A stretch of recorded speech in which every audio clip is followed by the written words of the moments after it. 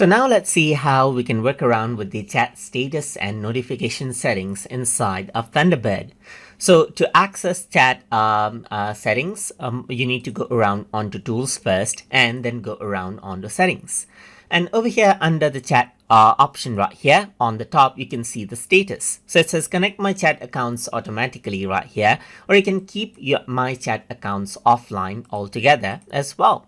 You can also go around and let your contacts know that I'm idle after 5 minutes right here of inactivity, or you can go around and change this out as well.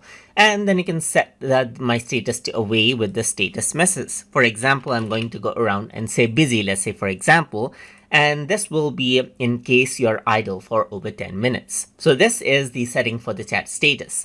Apart from that, you can go around onto notification, and let's say you can send typing notification in conversation. So let's say, for example, you have a group chat, you're talking with someone right there, then you can go around and send typing notification around over here as well, or disable this out.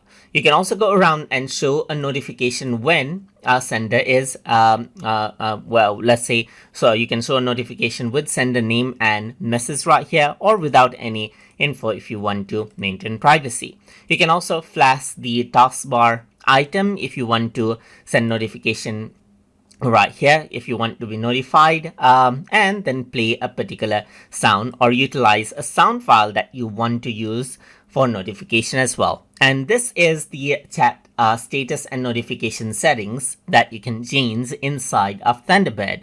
So if you guys learned something as always, and as always, please like, comment, share, and subscribe.